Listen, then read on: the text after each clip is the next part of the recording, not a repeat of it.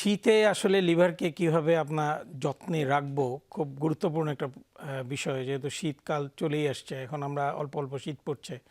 এখন শীত আসলে কেন যেন আমাদের মধ্যে একটু ঝাল খাওয়ার প্রবণতা, একটু অন্যরকম খাওয়ার প্রবণতা চলে আসে। বিশেষ করে দেখবেন যে সন্ধ্যা হলে চটপটি, ফুচকা, ফাস্টফুড, ভাজা পোড়া এগুলি খাওয়ার একটা উৎসবের মতো লেগে যায়। আর আরেকটা যেটা শুরু হয়েছে ইদানিং, দেখা যাচ্ছে যে শীত আসলেই বিভিন্ন জায়গায় হাঁসের মাংস, তারপরে হচ্ছে গরুর ভুঁড়ি ভুনা, এগুলির খুব একটা প্রচলন শুরু হয়ে যায় বিভিন্ন জায়গায়। আমরা কিছু কিছু বিভিন্ন এখন ফুড হাব হয়েছে ঢাকা শহরে বিভিন্ন জায়গায়, এবং দল বেঁধে সেখানে খেতে যায়।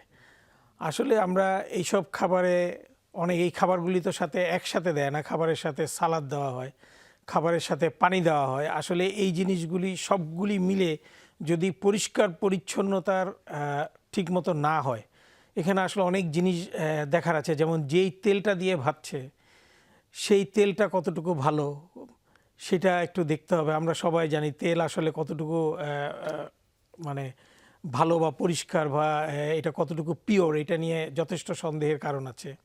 তারপরে যে পানিটা ব্যবহার করছে বিভিন্ন কিছু ধোয়ার জন্য বলেন, তারপরে খাওয়ার জন্য বলেন, সেই পানিটা কতটুকু নিরাপদ, এবং যিনি আসলে তৈরি করছেন ওনার ফুড হাইজিন সম্বন্ধে কতটুকু জ্ঞান আছে, বা নিজের পার্সোনাল হাইজিন সম্বন্ধে কতটুকু জ্ঞান আছে, সেগুলি একটু দেখতে হবে। যদিও আমরা আসলে এগুলি কখনোই খেয়াল করি না, কিন্তু এই জিনিসগুলি খুবই গুরুত্বপূর্ণ।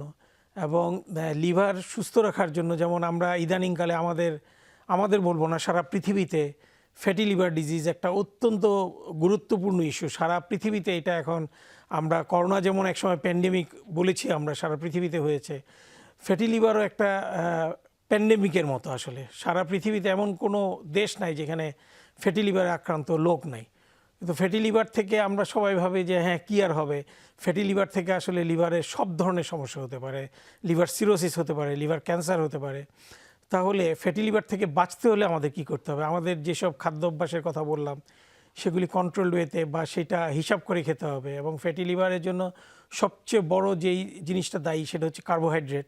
কার্বোহাইড্রেট আমরা কোথায় পাই? কার্বোহাইড্রেট পাই হলো ভাতে, কার্বোহাইড্রেট পাই হলো রুটিতে, কার্বোহাইড্রেট আছে আলুতে। তাহলে কি আমরা কার্বোহাইড্রেট একদমই খাবো না? অবশ্যই খাবো, কিন্তু সেটা পরিমিত পরিমাণে খাবো।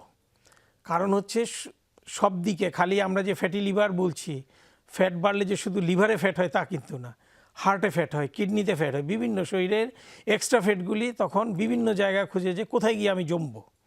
তাহলে সে লিভারে জমে সবচেয়ে বেশি, কারণ লিভারটা অনেক স্পেশাস, জমার অনেক জায়গা আছে, হয়তো বা লিভারের জন্য বেশি জমে, হার্টে জমতে পারে, কিডনিতেও জমতে পারে। সুতরাং আমরা এই খাবারগুলি যখন খাবো তাহলে এই জিনিসগুলি আমাদের মাথায় রাখতে হবে যে আমরা এইভাবে খাবো, অবশ্যই খাবো, কিন্তু সেটা পরিমিতভাবে খাবো, পরিমিত পরিমাণে খাবো। এবং শীতের সময় এই খাবারের পাশাপাশি আবার বিভিন্ন অনুষ্ঠান, বিবাহ, তারপরে অন্যান্য আরও বিভিন্ন প্রোগ্রাম হয়। তো সুতরাং খাওয়া দাওয়া কিন্তু সবসময় হয়।